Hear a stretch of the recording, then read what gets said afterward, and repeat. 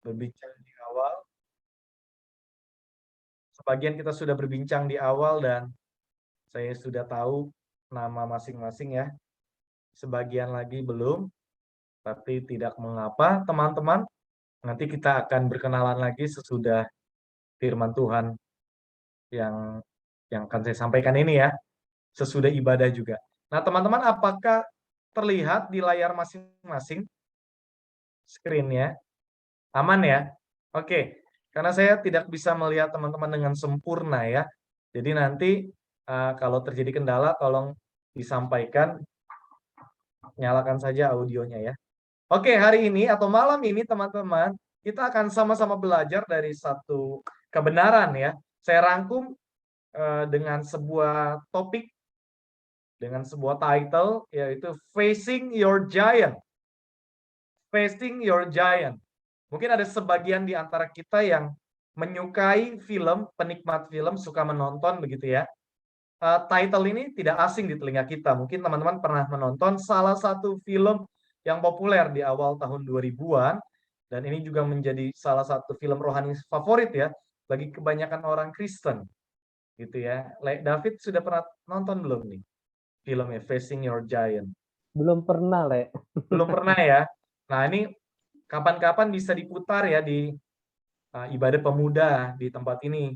Jadi Abang Berkat, Abang David dan juga teman-teman semua bisa belajar ya. Apa yang saya akan sampaikan malam hari ini yaitu pesannya sama dengan yang disampaikan oleh film itu. Mungkin nanti next time sebagai follow up ya, tindak lanjut dari firman Tuhan yang kita terima malam ini bisa diadakan nonton film bareng Facing Your Giant. Nah, kalau dilihat dari terjemahannya ya teman-teman pasti bisa lah ya mentranslate ya. Facing itu artinya hadapi ya. Hadapi ini aktif, kata kerja gitu ya teman-teman ya. Berarti ini adalah sebuah proses yang kita lakukan. Menghadapi apa teman-teman? Your giant. Your giant ini ya giant sesuatu yang besar ya, sesuatu yang luar biasa, sesuatu yang hebat, bisa menjadi monster, bisa menjadi raksasa ya. Dan your adalah kepemilikan kamu. Berarti raksasa ini, monster ini, sesuatu yang besar ini, sesuatu yang hebat, yang dahsyat ini adalah milik kita. Ya, ada di dalam diri kita. Yang sedang kita alami, yang sedang ya kita hadapi. Itu ya teman-teman ya. Jadi Tuhan mau malam ini teman-teman sebagai pembuka di awal, Tuhan mau kita menghadapi aktif ya, facing, aktif kata kerja. Kita hadapi teman-teman. Ada proses yang kita hadapi adalah raksasa ya. Yang kita hadapi adalah monster, sesuatu yang besar, yang menakutkan, sesuatu yang mengerikan, sesuatu yang mungkin sukar kita hadapi, dan itu ada di dalam diri kita. Nah, teman-teman, kalau ditanya nih, apa sih giant ya yang hari-hari ini sedang viral, yang sedang populer, yang sedang menjadi trending topik ya worldwide gitu ya, bukan hanya dihadapi oleh teman-teman pemuda di sini ya, tetapi juga semua orang gitu di negara ini, bahkan di seluruh dunia. Bisa siapa yang menjawab apa raksasa itu yang saya maksudkan tadi? Boleh open mic-nya? Silakan salah seorang. COVID maksudnya, Kak? COVID, yes, that's right. Ya, teman-teman, saya ingin kita nggak usah kaku ya. Jadi kita bisa interaksi aja, tanya jawab, diskusi gitu ya teman-teman. Konsepnya bukan cuma teman-teman duduk mendengarkan gitu ya, tapi saya juga mau teman-teman juga terlibat dalam pemberitaan firman Tuhan malam ini ya, teman-teman. Yes, betul. Yang menjadi giant ya, kita sepakat dunia saat ini sedang menghadapi sebuah raksasa yang sampai saat ini masih belum bisa ditaklukkan. Kita ya mungkin bisa meredamnya begitu ya dengan melakukan vaksin ya teman-teman. Ya prokes gitu ya, kalau di Indonesia 5M, lalu juga dengan ya stay at home gitu ya, kalau nggak ada kepentingan yang berarti di rumah aja, jangan kemana-mana. Lalu selalu cek ya, cek medical check up, baik itu sifatnya PCR gitu ya, maupun rapid test. Wah, itu semua tapi belum bisa menyelamatkan kita dari pandemi. Oke, teman-teman ya. Tapi kita secara aktif facing, menghadapinya. Jadi bukan kayak ya udah pasrah, aduh gimana ya, COVID nih. Wah, udahlah, kacau balau. Udahlah, jadi pesimis, putus asa, kehilangan harapan. Makanya nggak heran teman-teman, banyak orang yang nggak mau secara aktif menghadapi situasi ini, mereka memilih menjadi frustasi, depresi, gitu ya. Kena batin, anak sekarang bilang ya, kena mental, ya. Makanya di TikTok sekarang nih, kalau saya perhatiin, banyak ya user-user TikTok konten-kontennya itu ya konten-konten yang kayak putus asa, ya lost their hope, kehilangan harapan, gitu ya. Konten-konten yang kayak meratapi hidup. Oh my God, gitu ya. Oh my God, apakah hidup kita hanya berakhir sampai di sini? Nah, ciri-cirinya adalah panic buying ya. Teman-teman tahu panic buying? Awal-awal COVID, awal-awal pandemi, masih ingat teman-teman harga masker naudzubillah ya. Kita mau cari hand sanitizer susahnya setengah mati. Karena banyak orang panic buying. Sudah secara pasif ya, dia tidak menghadapi pandemi ini, COVID ini ya. Akhirnya cari shortcut, jalan pintas, potong kompas ya. Lu enak punya duit gitu ya. Lu bisa nimbun masker sesuka hati lu. Lu bisa nimbun hand sanitizer. Tapi lu nggak mikirin nasib orang lain. Kemarin awal tahun 2021 saya pikir Indonesia sudah belajar gitu ya dari pengalaman di tahun pertama soal panic buying ini ya. Nimbun masker, nimbun hand sanitizer, yang lebih gilanya ada lagi yang rela ya, keluar duit mau beli mahal-mahal gitu ya. Lu udah ditipu, lu dikerjain sama orang-orang yang punya duit. Lu rela-relain lagi gara-gara takut, khawatir, panik gitu kan.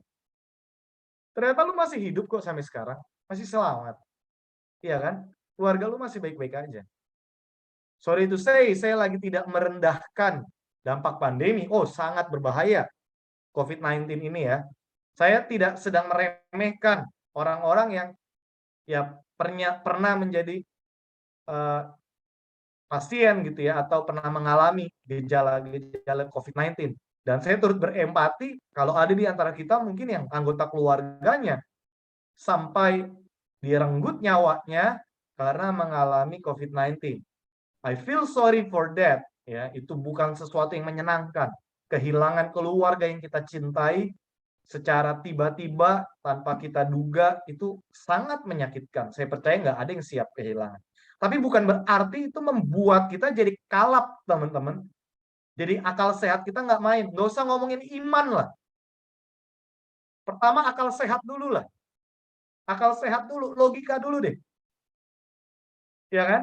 Awal tahun 2021, susu apa? Beer brand. Gokil, Indonesia nggak belajar dari pengalaman tahun yang pertama. Bisa-bisanya susu cap beruang bir brand jadi langka, ya kan? Susah dicari di minimarket sampai kehilangan kehabisan stok, pabrik juga kehabisan stok. Terus bisa-bisanya ya di aplikasi-aplikasi e-commerce gitu ya. Harga susu bir brand yang biasanya berapa sih? 7 ribuan ya, saya lupa deh di minimarket. Ya something like that lah. Range-nya antara 5.000, 7.000 sampai 9.000. Bisa-bisanya dijual seharga 50.000, 100.000. Apa-apaan ini? Ya, secara akal sehat aja, wah, udah nggak bisa diterima. Apalagi soal iman. Ya, saya berharap, saya berdoa, kita yang hadir malam hari ini tidak termasuk dalam golongan orang-orang yang seperti itu ya teman-teman ya. Karena golongan yang seperti itu, saya yakin 100%, 100%, pasti hidupnya akan suka diisi dengan nyinyir, ya, bersungut-sungut, oke, menyalahkan Tuhan, khawatir, overthinking, ya, dan saya nggak ngerti ya, sekarang nih gangguan mental jadi hal yang populer ya. I feel sorry for that, karena kalau saya, Kak Gideon lihat, nih Kak Gideon atau apa ya? Ya saya lah Gideon ya. Lihat di TikTok ya teman-teman ya. Itu tuh banyak ya usia kita lah ya. Entah itu generasi milenial, generasi Z, atau bahkan generasi yang sekarang nih, generasi Alpha ya, digital generation, yang hidupnya begitu langsung berhadapan dengan digital ya, dengan teknologi. Nah, pokoknya dari milenial, Z, gitu ya, Y, Z, dan generasi Alpha gitu. Seperti adik kita siapa namanya Kak Mona? Lupa lagi saya. Siapa David namanya? Adik. Oh, yang itu Ah, kecil itu Sena. Sema. Sena yang tadi Sena. ditunjukin kamu nak. Oke. Dia termasuk tuh generasi digital. Begitu ya, udah kenal Cocomelon. Nggak tahu dia dengar Cocomelon nggak tuh ya? Atau apa Baby Shark du du du du du, Baby Shark du du du du. Cuman kan generasi yang saya sebutkan tadi, jadi anggap ya gangguan mental itu jadi hal yang keren, kan aneh ya. Ketika lu overthinking, apa sih istilahnya, Le? David, aduh saya lupa lagi istilah overthinking, Le, yang kayak dibahas di medsos tuh. Kayak lu khawatir, anxiety, insecure. Oh, insecure. Ya, insecure, anxiety, ya kan? Terus lu insom, hidup lu nggak tenang gitu. Lu kayak bangga banget memproklaim itu ke publik. Harusnya itu menjadi pertanyaan. Selama ini, selama lu hidup, lu mengandalkan siapa? Lu bergantung sama siapa? Apa lu jalani hidup ini dengan kekuatan lu sendiri gitu? Lu ngerasa mampu, lu ngerasa bisa gitu. Ketika lu menghadapi tantangan di sekolah, di kampus, di tempat kita bekerja, ya, nggak usah ngomongin pandemi deh. Yang daily life, yang sehari-hari kita hadapi. Mungkin ada di antara kita, tadi saya tanya Le David, Le Yosua ya, mengalami tantangan di kampusnya, kuliahnya virtual, melalui aplikasi virtual meeting, ya kan? Pasti saya percaya terbatas juga terima pengetahuannya. Berbeda ketika sebelum pandemi. Before pandemic, it's different thing. Tugas-tugasnya juga pasti beda, kurang maksimal. Dan itu menjadi tantangan. Belum lagi menghadapi ego pribadi. Benar nggak? Saya percaya Le David dan Le Yosua salah satu tantangannya adalah ya mereka di rumah, santuy. Ya kan? Bangun tidur nggak perlu mandi juga bisa langsung open cam. Bisa langsung connect ke link Zoom. Bener nggak sih? Beda dong. Persiapannya pasti beda. Pasti beda. Bisa jadi sambil nge-Zoom juga sambil ngerjain tugas. Kan nggak kelihatan juga. Matanya bisa dikondisikan. Kayak seolah-olah lagi ngeliat. Kalau lagi capek juga bisa alasan kan. Pak, maaf ya, sinyal di rumah saya down. Saya off cam ya, Pak. Padahal emang pengen selonjoran, pengen rebahan. Iya kan? Ini contoh kecil. Yang bekerja juga pasti nggak jauh beda ya. Baik yang WFH gitu ya. Lagi kerja, itu tiba-tiba adalah prahara rumah tangga di rumah, ya kan? Yang akhirnya membuat kita jadi confused. Yang WFO juga sama. Datang-datang sambil ngedumel. Gila ya nih. Perusahaan ya. Udah tahu di luar lagi banyak virus, nggak punya hati nurani ya. Gue disuruh datang ke kantor kerja. Belum lagi kalau disuruh lembur karena pekerjaan ternyata belum kelar. Ini nggak punya hati nurani ya. Terus sakit lagi ke kantor kan mesti nyolok-nyolok hidung gitu ya. Ini gimana nggak lebar hidung gua tiap hari dicolok terus. Ya puji Tuhan di sekolah kami sekarang sudah mulai seminggu sekali datang WFO. Dan itu ya wajib di sekolah disediakan gitu ya. Antigen rapid test. Ya kalau orangnya kayak tadi yang saya bilang ya dia tidak mau menghadapi facing the giant, dia akan udah komplain luar biasa ya. Mengeluh ini, mengeluh itu, menyalahkan keadaan, ya kan, menyalahkan orang lain. Yang dia lihat hanyalah kekurangannya, kelemahannya, keadaan yang kurang menyenangkan. Sebagai anak-anak muda yang mengasihi Tuhan, we must facing our giant. Jangan lihat giant-nya, jangan lihat raksasanya, jangan lihat masalahnya. Kalau lihat itu, ya pasti kita lemah, pasti kita khawatir, pasti kita bilang, saya nggak bisa, pasti kita nyerah, ya, give up. Tapi waktu menghadapi raksasa, monster, the giant, yang kita lihat adalah Tuhan, yang kita pandang adalah Tuhan. Fokus kita adalah Tuhan. Hanya Tuhan yang sanggup menolong kita. Ya, karena Dia pemilik kehidupan kita. That's why, nggak ada alasan lain. Saya nggak bisa merekomendasikan solusi terbaik selain Tuhan. Only Jesus can help us. Hanya Dia. Banyak orang kok yang uangnya banyak, kaya raya. Saya beberapa kali pelayanan ke Kota Tegal, teman-teman, di daerah Jawa Tengah, ya. Di Tegal itu banyak perusahaan-perusahaan teh yang sering kita konsumsi, teh botol, ya, Sosro, yang mereknya Sosro, terus yang mereknya Duatang dan lain sebagainya, itu induk perusahaannya di Kota Tegal. Makanya Kota Tegal itu dikenal juga sebagai kota teh selain Kota Bahari, karena letaknya di pinggir pantai, di bibir ya pokoknya di pinggir laut ya, Kota Tegal itu ya. Dia juga dijuluki kota teh.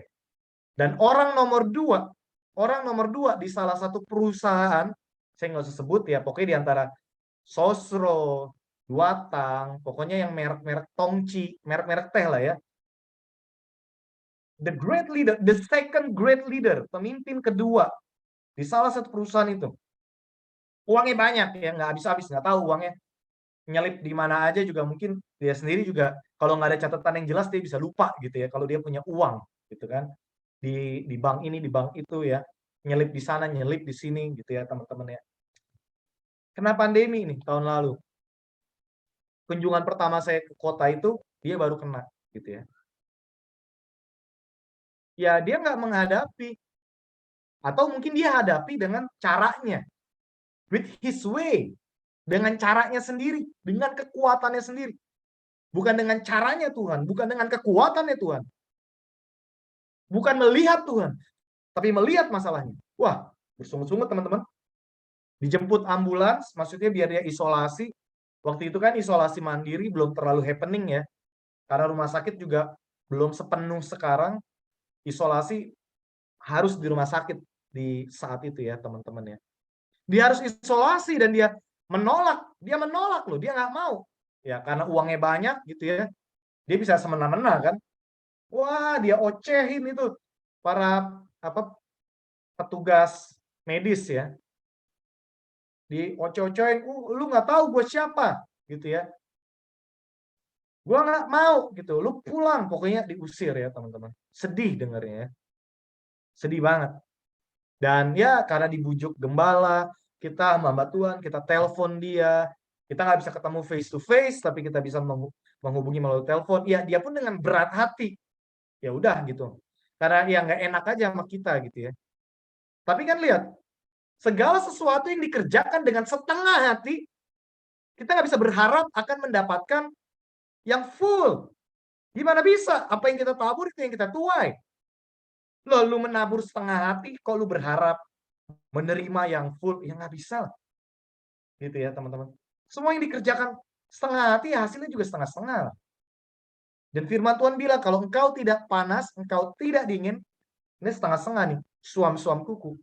Ya, di Wahyu dicatat, ya kita akan dimuntahkan oleh Tuhan. Muntah itu kan sesuatu yang tidak berharga.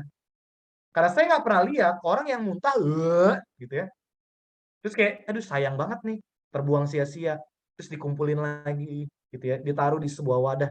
Lumayan buat makan malam nanti, sayang. Nggak ada. Nggak ada. Nggak ada ya. Muntah ya muntah aja. Malah jadi aib kali. Malu kali kalau orang tahu. Kalau bisa segera disiram. Segera dibersihkan biar nggak ada yang lihat. Apalagi muntahnya di luar ya, di luar rumah maksudnya, di keramaian gitu ya, di tempat umum. Kamu muntah ya pasti malu lah, menjijikkan. Karena muntahan itu dianggap sesuatu yang ya menjijikkan, keluar dari dalam perut kita, ditolak oleh tubuh kita. Jadi kata Tuhan, kalau kita setengah-setengah, tidak dingin, tidak panas, ya kayak gitulah kita. Baik David, ini kayaknya butuh 4 sesi ya. Baru pendahuluan nampaknya ini.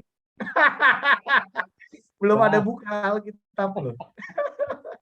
Sorry, soalnya saya seantusias itu ya teman-teman. Maksudnya gini, iman kita tuh jangan jadi iman yang menclek-menclek lah, yang cemen gitu ya.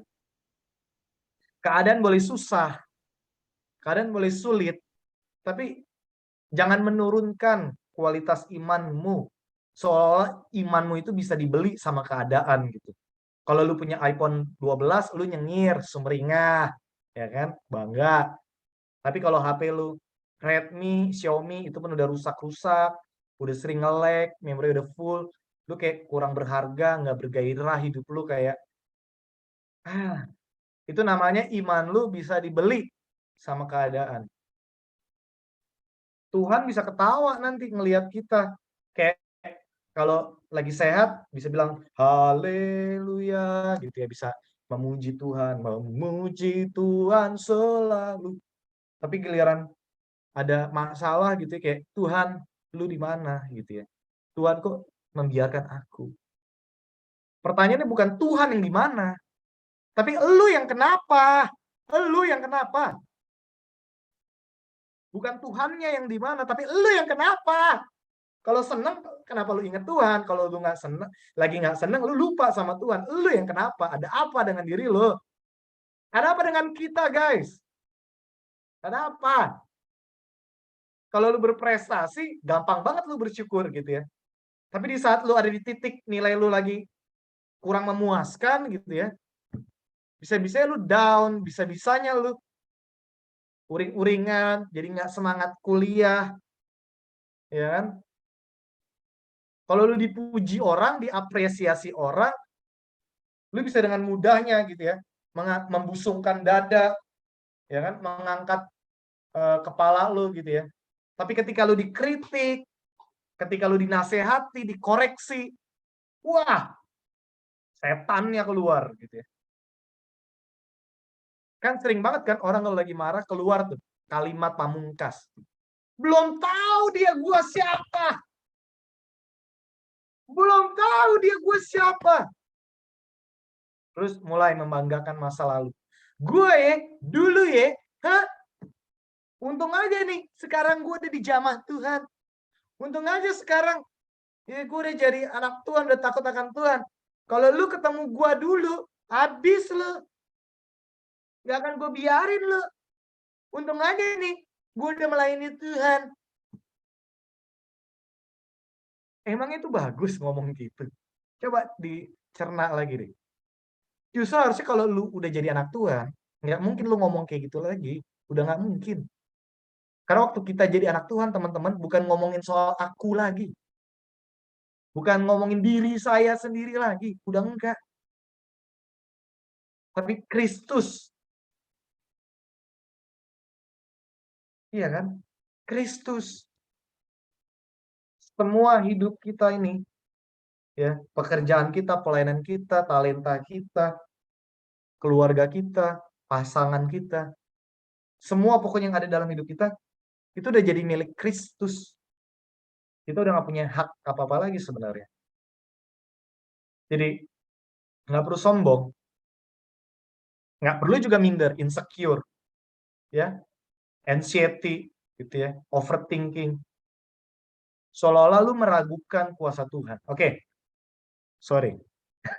Kita baca 1 Samuel 17 ayat 4 sampai 11. Oke, kita cari biar kelihatan lain. 1 Samuel 17 ayat 4 sampai 11. Oke, saya minta teman-teman semuanya open mic.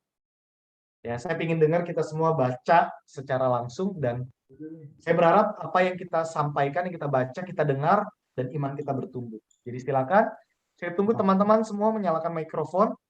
Baik, terima kasih untuk kesediaan teman-teman yang sudah menyalakan mikrofonnya. Hitungan ketiga kita baca ya. 1 Samuel 17 ayat 4 sampai 11. Kita mulai dari ayat 4 sampai ayat 7 dulu ya teman-teman ya. Oke? 1, 2, 3. Lalu Lalu tampil keluarga pendekar dari tentara orang Filistin.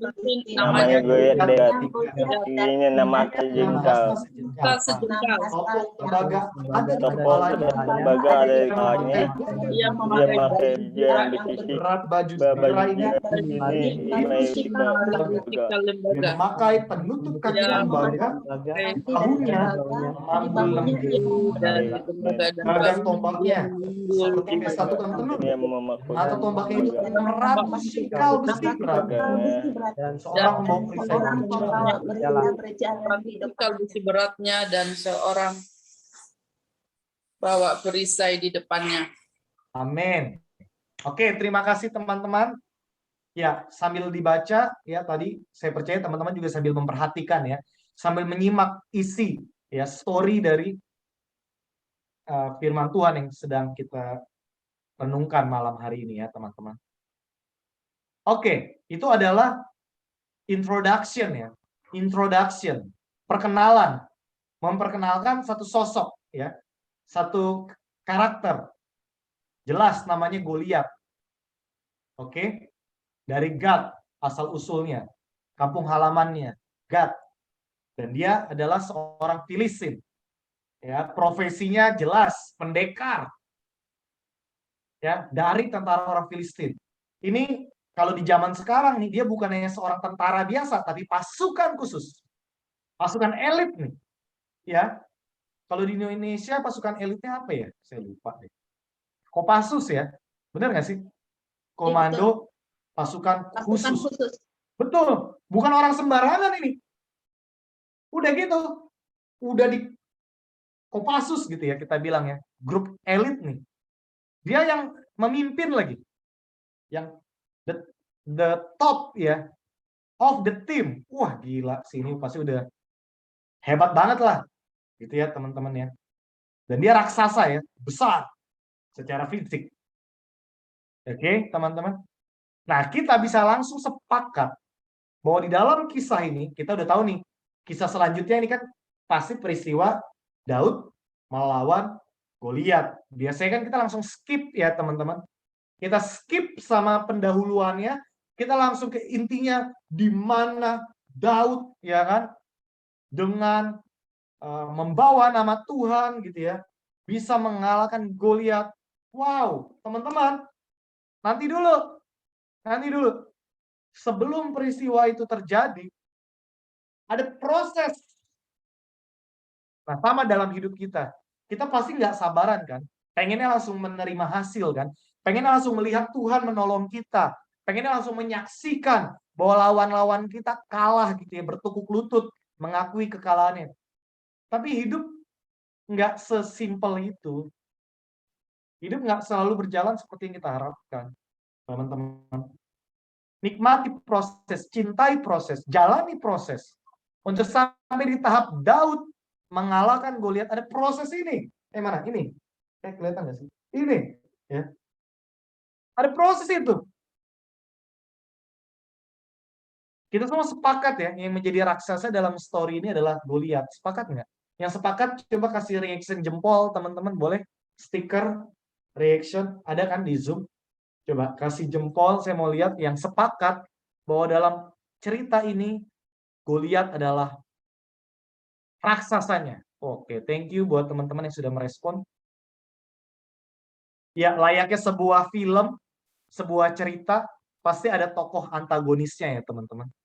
Ada tokoh yang baik, protagonis yaitu Daud, lalu ada tokoh antagonis yang kita anggap sebagai tersangka, pelaku, orang yang paling pantas disalahkan, orang yang paling layak menerima hukuman, gitu ya. Tapi hati-hati. Hidup kita ternyata tidak seperti drama. Hati-hati ya teman-teman. Kita sering nonton sinetron, kita sering nonton drama, ya kan? Hati-hati loh. Itu secara alam bawah sadar terekam di otak kita gitu ya, dan kita menjadikan standar. Beda ya. Kehidupan di dunia fiksi dengan di dunia maya, kehidupan di dunia fiksi, di dunia maya dengan di kehidupan nyata, in the real life it's different. Nggak sama. Kalau di fiksi, oke, dalam film, story, apapun itu di dunia maya, whatever, kita bisa dengan mudahnya menemukan tokoh antagonis, tokoh jahat, dan kita kambing hitamkan dia. Semua kesalahan, semua kejahatan, dan semua penghukuman kita bisa lemparkan ke dia. Seolah-olah kita cuci tangan ya, seperti Pontius Pilatus, dan kayak, oke, playing victim, gue korban, oke, gue orang baik di sini. Kalaupun ada orang yang layak dihukum, ada orang yang layak menerima ganjaran, ya dia. Bukan gue. Padahal kalau dalam kehidupan nyata, kita semua punya andil, kita semua bertanggung jawab, punya tanggung jawab minimal atas diri kita sendiri. Nggak bisa diwakilkan kepada orang lain. Nah, kalau dikaitkan dengan peristiwa yang barusan kita baca, teman-teman, ternyata pasukan Israel mirip dengan kita. Langsung menyalahkan. Langsung melepaskan tanggung jawabnya. Ya, seolah-olah ini Goliat nih yang paling bersalah nih. Dia orang jahatnya dalam kisah ini. Dia yang harus dihukum. Padahal orang Israel lupa. Mereka juga harus bertanggung jawab, mempertanggungjawabkan dirinya kepada Tuhannya. Kenapa saya bisa bilang begitu? Mereka lupa. Selama ini Tuhan sudah menyertai mereka. Tuhan memberi kemenangan dari satu kemenangan kepada kemenangan yang lain, dan bukan baru kali pertama loh bangsa Israel menghadapi musuhnya. Jadi peristiwa menghadapi Goliat dan Filistin ini bukan kali pertama Israel berperang, dan mereka waktu itu dipimpin oleh Yesus. Tapi bukan sembarangan ya, jago berperang, gagah perkasa, dia pun sering memenangkan pertempuran. Tapi hanya gara-gara satu peristiwa ini, mereka menghadapi Filistin dan ada tokoh yang secara fisik besar, gagah perkasa, secara riwayat, track record-nya seorang pendekar, jago berperang. Masa mereka ciut? Masa mereka lemah? Itu sama aja loh. Mereka sedang mempermalukan Tuhan Allah Israel yang selama ini menyertai hidup mereka. Sama dengan kita, teman-teman. Kalau kita menghadapi satu keadaan yang nggak enak, dan kita merasa, oh hidup gue ini nggak beruntung gara-gara keadaan ini. Wah, itu sama aja kita juga sedang mempermalukan Tuhan.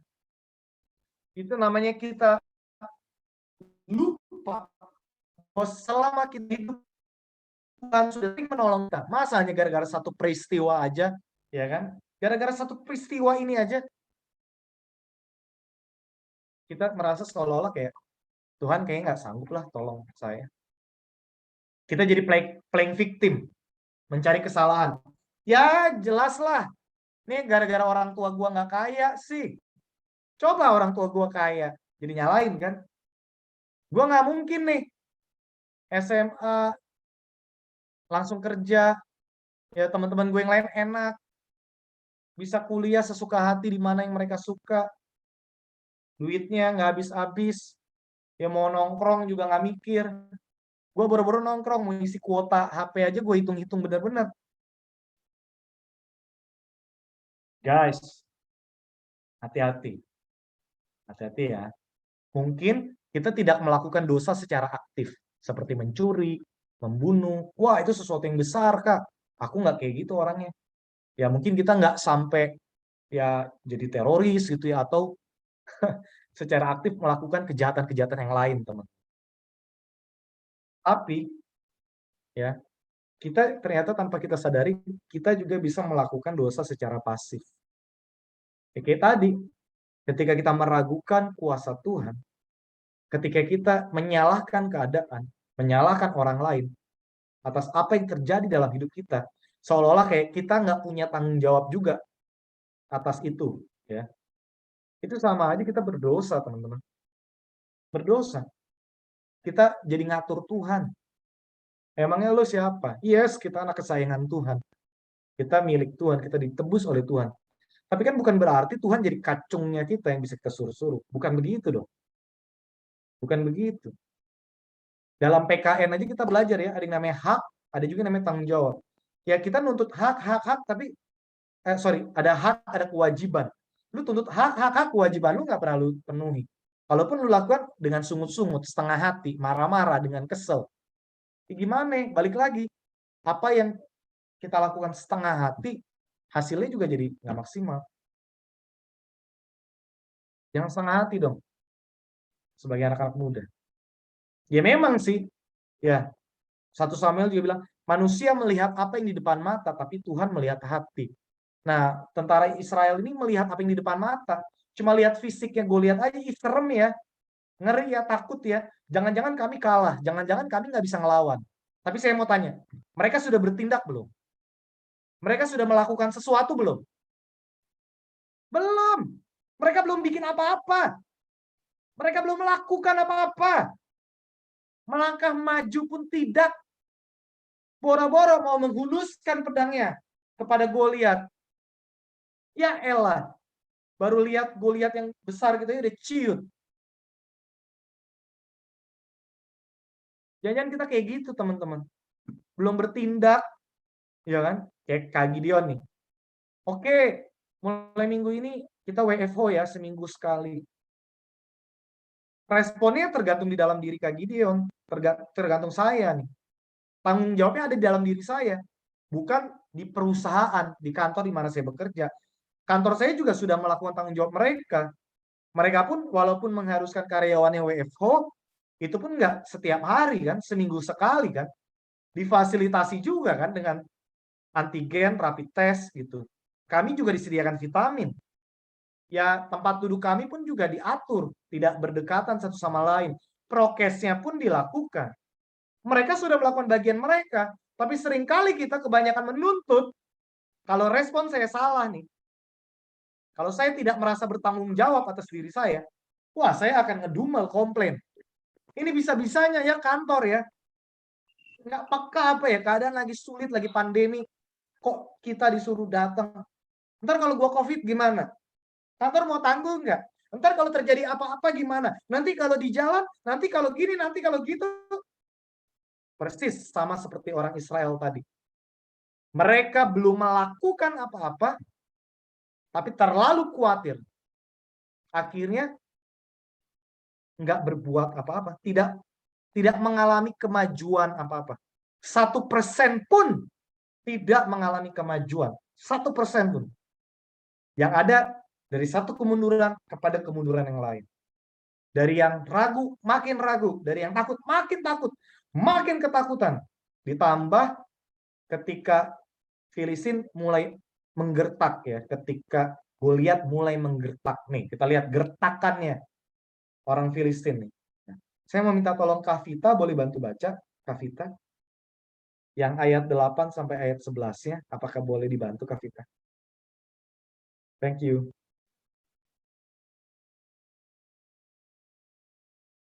Kak Vita. Ya, kalau boleh open mic, membantu membacakan yang ayat 8 sampai ayat 11. Ayat 8 sampai berapa? 11, Kak. 1 Samuel 17 ayat 4 sampai 11. Ia berdiri dan berseru kepada barisan Israel.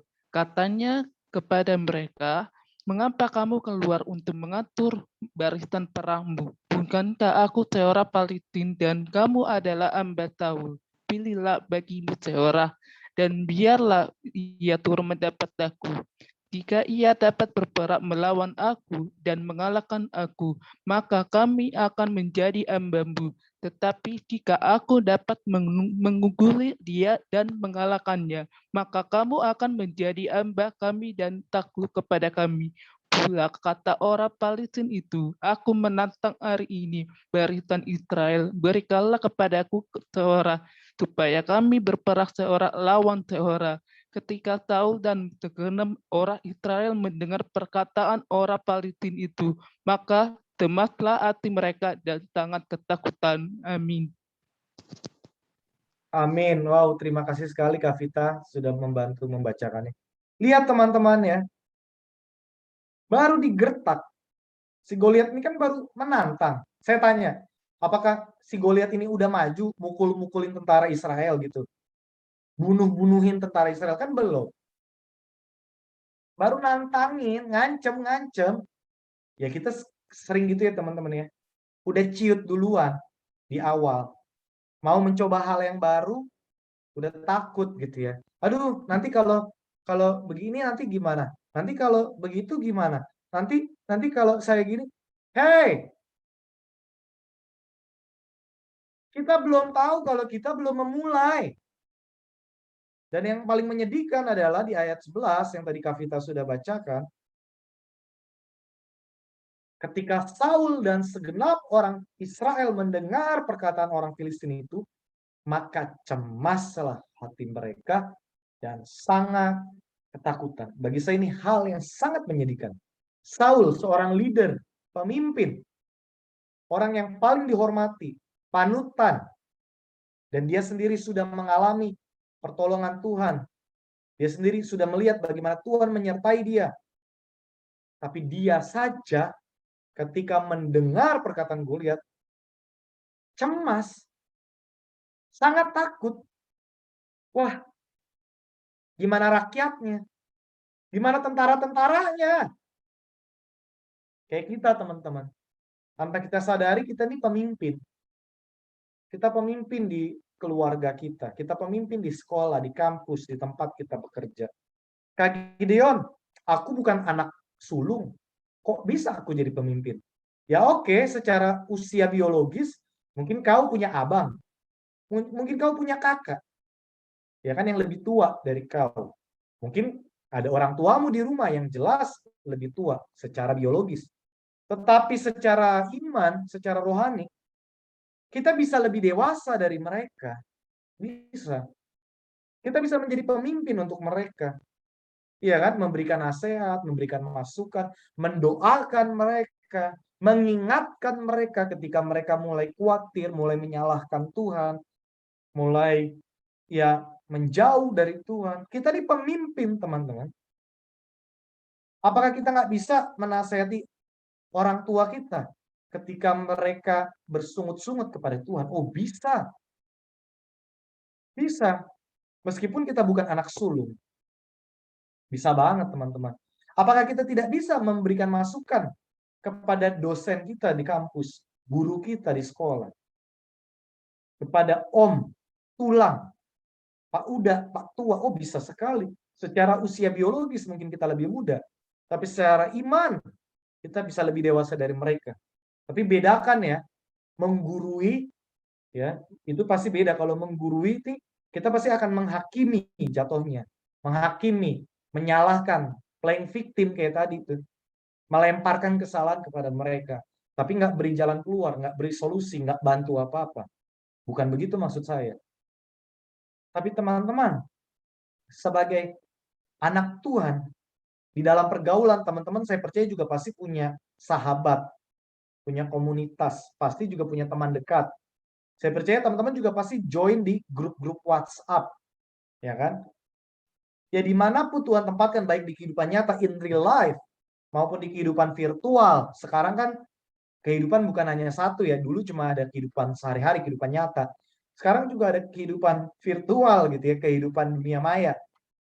Teman-teman di sosial media, teman-teman di Instagram, teman-teman jadi leader di situ, jadi pemimpin. Untuk followers-followers yang memfollow teman-teman di Facebook, di Telegram, di TikTok, di YouTube, setiap konten yang kita buat, yang kita persembahkan di media sosial, kita bertanggung jawab sebagai pemimpin, sebagai orang yang lebih dewasa imannya, ya kan? Untuk mengedukasi, ya bolehlah bercanda sedikit-sedikit, chill, having fun. Kak Gideon juga gitu kok. Teman-teman yang berteman sama saya di Instagram juga, lihat aja, nggak selalu serius kok. Di TikTok juga. Nah, saya juga baru-baru ini join di TikTok, ya teman-teman. Tujuannya apa? Mengedukasi. Karena kan sekarang kalau mengedukasi ke generasi milenial masih bisa nih dalam nasihat, ngomong, di chat, masih bisa diterima. Tapi generasi yang di atas kita, yang di atas milenial, Z, apalagi generasi alpha, mesti kreatif bro menasehatinya. Sis, kalau cuma ngomong nyam nyam nyam nyam nyam, udah nggak bisa gitu aturannya. Kita mesti belajar juga psikologi perkembangan ya teman-teman ya. Nah makanya tadi yang punya ponakan, yang punya adik-adik, yang masih kecil, yang udah punya anak, anaknya masih usia-usia ini, kita jangan jadikan standar gitu ya, pengalaman kita kecil, kita jadikan standar untuk pengalaman mereka sekarang. Cara mendidik orang tua kita dulu, jangan kita samakan, udah beda, zaman udah lain. Nggak bisa kita bilang sama anak kita, sama adik kita, sama ponakan kita, mama dulu. Ya udah nggak bisa gitu ya. Abang dulu, kakak dulu. Ya, mak udah dulu. Aduh. Ya hidup aja lu, balik sono ke zaman dulu, zaman baheula. Ya udah beda. Kita zaman dulu aja mainnya masih congklak, ya nggak?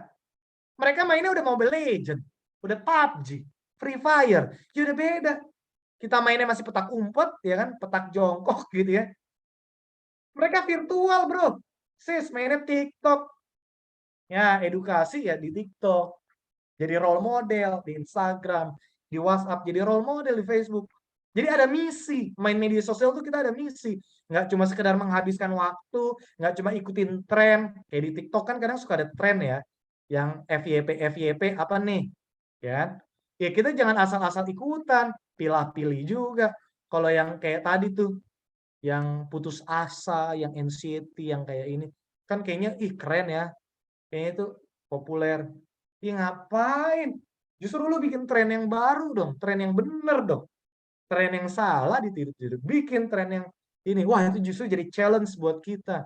Saya bersyukur ya, salah satu lagu rohani kan FYP banget tuh di TikTok ya, mau Kristen non Kristen. Lagunya Hillsong, tahu nggak? Teman-teman suka nggak sih? Ada satu rohani, lagu rohani yang viral, David tahu ya? Kasihan. Ocean. Kan banyak yang nggak ngeh kalau itu lagu rohani. Dan itu deep talk banget. Kalau teman-teman perhatiin lirik lagunya, bahasa Inggris nih teman-teman cari di Google gitu ya. Lirik Ocean, Hillsong. Lalu teman-teman translate, pakai Google Translate aja lah. Gak usah ribet ya. Perhatiin kata demi kata itu liriknya deep talk banget ya. Bener-bener yang kita ngomong sama Tuhan tuh dalam banget gitu ya. Kayak Tuhan, ya kayak ocean, ya seluas samudra gitu ya. Gua tenggelam di dalam samudra. Samudra itu dalam banget teman-teman, dalam. Lu tenggelam di dalam samudra, tapi Tuhan masih bisa nemuin lu. Tuhan masih bisa dapetin kita di tengah samudra yang dalam, yang gelap. Kita udah terhilang, lost, getting lost. Tapi karena kasihnya Tuhan, karena Dia mengasihi kita, Dia tetap bisa menemukan kita di tempat tergelap sekalipun, terdingin sekalipun. Dia ambil kita, Dia angkat kita.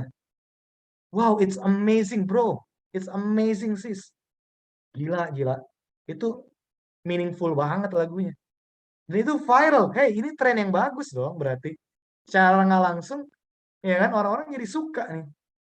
Dan iya, secara psikologi ya teman-teman, karena saya mendalami psikologi, even kita nggak suka sama lagu, tapi lagu yang sering kita dengar, itu terekam loh dalam memori. Beneran. Misalnya nih, saya sebenarnya nggak suka lagu ini. Tenonet, tenonet, tenonet. Nah, suka nggak lagu itu? Mungkin nggak suka. Tapi teman-teman hafal nggak sama nadanya? Hafal nggak? Tenonet, tenonet, tenonet. Coba lagu apa yang tahu? Ayo, siapa yang bisa tebak? Serius? Guess what? Apa itu? Coba. David lagi deh. Tenonet, tenonet, tenonet. Ya itulah, saya nggak pinter nyanyi sih. Nggak pandai saya bernyanyi. Oh, kayak lagu es krim ya? Yes! Es krim apa? Waltz. Oke, kalau ditanya secara pribadi, secara selera, ya secara selera, kakak suka nggak sebenarnya sama lagu itu? Tadi yang jawab kak, siapa? Sorry, aku nggak bisa lihat. Kak Yeni, Kak. Nah, Kak ini sebenarnya benar-benar suka lagu itu nggak sih? Dari hati yang paling dalam. Sampai browsing di YouTube, ih gue pengen banget denger lagu itu. Terus kayak ini masukin ke playlist kayak ini gitu ya, di Spotify, di Joox, di YouTube. Kalau lagi kerja sambil dengerin tenonet, tenonet, terus lebih bergairah kerjanya. Gitu nggak kayak ini? Enggak kan? Tapi kenapa kayak ini bisa menduga, menebak kalau itu lagu Waltz, pedal pop? Karena kita sering denger, suka nggak suka, mau nggak mau. Kalau dia udah lewat di depan rumah kita, ya, apalagi sengaja abang-abangnya main lewatnya, ngayu sepeda pelan-pelan, biar kita tergoda, biar kita keluar rumah beli, ya kan? Kalau perlu berhenti dulu di depan rumah kita, nungguin sambil ngipas-ngipas. Terus volumenya dikencang-kencangin, tenonet, tenonet. Iya kan? Tersugesti kita. Even kita nggak beli es itu, tapi jadi hafal. Jadi teman-teman hati-hati. Apa yang sering kita lihat, apa yang sering kita dengar, walaupun kita nggak suka loh. Walaupun kita nggak suka, ya, kita nggak setuju dengan hal itu. Tapi kalau sering kita dengar, sering kita lihat, itu terekam dalam memori alam bawah sadar kita. Kita jadi hafal, dan jangan-jangan itu akan mendorong perilaku kita, akhirnya kita jadi kecenderungannya melakukan hal yang sama loh. Hati-hati teman-teman. Kak, aku nggak suka lihat yang apa, sorry, misalnya gini. Kak, aku nggak suka bersungut-sungut gitu ya. Aku nggak suka bersungut-sungut. Tapi tiap hari yang kamu dengerin adalah perkataan yang sungut-sungut. Di TikTok yang kamu lihat adalah konten-konten yang bersungut-sungut. Di Instagram yang kamu lihat semuanya mostly yang bersungut-sungut. Yang tadi ya kamu nggak suka bersungut-sungut, kamu tidak melakukan itu akan terekam di alam bawah sadar kamu. Dan itu akan mendorong kamu untuk melakukan itu. Dan kamu akan jadi deal dengan dirimu bahwa itu biasa aja, itu fine aja. Itu wajar aja, nggak apa-apa kok untuk dilakukan. Mungkin gue dulu terlalu kolot, nganggap itu nggak bener, tapi kayaknya itu kolot, kayaknya sekarang mah bisa-bisa aja kali ya. Dulu orang memparodikan Tuhan, dilucu-lucuin, itu kayaknya horor banget ya, takut gitu, serem. Kayak ngeri, kayak nggak lazim. Sekarang saya lihat di TikTok juga banyak orang memparodikan, sorry to say, Tuhan Yesus gitu ya, dilucu-lucuin dan sebagainya. Hati-hati, kita sering lihat, kita sering dengar, yang tadinya kita nggak biasa, jadi biasa loh. Yang tadinya kita nggak bisa melakukan itu, jadi bisa melakukan loh. Yang tadi kita tegas, bulat, tekad, bisa jadi kompromi loh. Nah, kalau kita terbiasa khawatir, cemas, sangat takut, jangan-jangan itu terbentuk karena apa yang sering kita terima, apa yang sering kita konsumsi. Makanya teman-teman, kita nggak bisa tutup telinga kita kan, kita nggak bisa tutup mata, hidung, mulut, kita nggak bisa kan. Yang kita bisa lakukan adalah menjaga apa yang kita baca, apa yang kita lihat, menjaga apa yang kita dengar, menjaga apa yang kita pikirkan. Kalau yang kita dengar sering firman Tuhan, pujian yang mengagungkan Tuhan, yang membangkitkan iman kita, maka itu akan membentuk kita. Kita nggak akan mudah cemas, takut, dan lain-lain. Kalau yang kita lihat, ya walaupun ada yang lucu-lucu, nggak apa-apa sih, juga sering kok lihat yang lucu-lucu, yang jenaka gitu, yang absurd, yang kayak ini, ya saya suka lah. Tapi kan kita beri batasan dong. Kita yang harus memberi batasan. Bukan TikToknya yang kita salahin. Ini TikTok nih, kontennya gimana sih, nggak bener. Kita yang memberi batasan terhadap apa yang kita terima. Kita yang memberikan pagernya gitu, temboknya. Kalau itu udah melebihi batas itu, udah melebihi tembok itu, pagar itu, keluar dong dari situ. Tinggalkan itu. Jangan malah pasrah gitu ya. Kayak Kak Gideon nih. Kadang juga, sorry to say ya, di TikTok tuh juga banyak loh konten-konten yang ke arah seksis gitu ya. Maksudnya yang, ya you know lah ya, mengumbar ya soal tubuh dan seterusnya, itu kan bagi saya udah nggak lucu gitu, kayak apa ya, murah ya. Nah, beri batasan dong. Udah tahu gitu jangan yang kayak pasrah. Kayak sambil nyalain TikTok nih, TikTok gimana sih kontennya kayak gini, tapi diliatin terus ya, dikasih love gitu kan, disimpan videonya, kita bagikan, kita bikin stitch lagi kan, kita bikin stitch. Ya elah itu lu aja yang doyan itu mah. Heran ya. Oke teman-teman, ya, jadi gitu ya teman-teman ya. Facing your giant. Saya nggak tahu apa yang menjadi giant-nya teman-teman saat ini. Saya nggak tahu apa yang sedang menjadi tantangan teman-teman ya. Kesulitan-kesulitan apa yang hari-hari ini sedang teman-teman hadapi. Tapi satu, ya, sebagai kesimpulan, jangan hadapi dengan kekuatan sendiri. Libatkan Tuhan.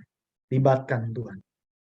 Dan ingat, mesti dihadapi, kita nggak bisa menghindarinya. Menghindarinya hanya akan menunda saja. Menunda saja. Justru itu membuat waktunya lebih panjang. Lebih lama kita di area itu. Kita hanya muter-muter aja di situ. Nggak naik level. Nggak kelar-kelar ya. Di situ-situ aja kita nggak belajar sesuatu. Hadapi, tapi hadapi bukan dengan kekuatan sendiri. Libatkan Tuhan. Ya kan teman-teman. Dan hadapi dengan cara yang benar. Ya. Nggak perlu cemas, nggak perlu takut. Ya, kita boleh waspada. Tapi bukan berarti dengan kita waspada kita jadi bersungut-sungut dan menyerah. Amin. Buat firman Tuhan. Oke, selanjutnya gimana nih? David, apakah saya tutup doa dulu atau ada yang pimpin doa dari saya ya? Ya. Baik, thank you. Mari teman-teman, kita bersatu di dalam doa. Bapa, kami mengucap syukur untuk kebenaran yang telah kami terima. Tuhan Yesus, ampuni kalau selama ini kami sering mengeraskan hati kami. Sehingga ketika kami menjalani hidup, lebih banyak kami mengambil keputusan atas dasar pemikiran kami sendiri. Atas cara pandang kami sendiri, apa yang menurut kami baik. Kami lupa melibatkan Tuhan. Dan seringkali Bapa, ketika itu terjadi dan hasilnya tidak sesuai harapan kami malah menyalahkan Tuhan. Ampuni kami, seolah-olah kami tidak punya andil, seolah-olah kami tidak perlu bertanggung jawab atas hidup kami. Ampuni kami Bapa, kalau kami sering menjadikan orang lain sebagai tokoh tersangkanya, orang yang bersalah. Ampuni kami Tuhan, kalau kami menyalahkan keadaan kami. Tuhan Yesus, malam ini kami belajar, seberat apapun masalah yang kami hadapi, sebesar apapun raksasa, monster yang ada di dalam diri kami saat ini, yang sedang menggerogoti iman kami, atau yang sedang membuat kami menjadi lemah, Tuhan Yesus, kami tidak mau terlena dengan itu, kami nggak mau salah fokus, kami nggak mau gagal paham. Yang kami pandang adalah Tuhan, bukan masalahnya. Kristus, pemilik hidup kami. Ketika Kristus yang menguasai hidup kami tidak perlu cemas, kami tidak perlu takut. Karena semuanya pasti mendatangkan kebaikan.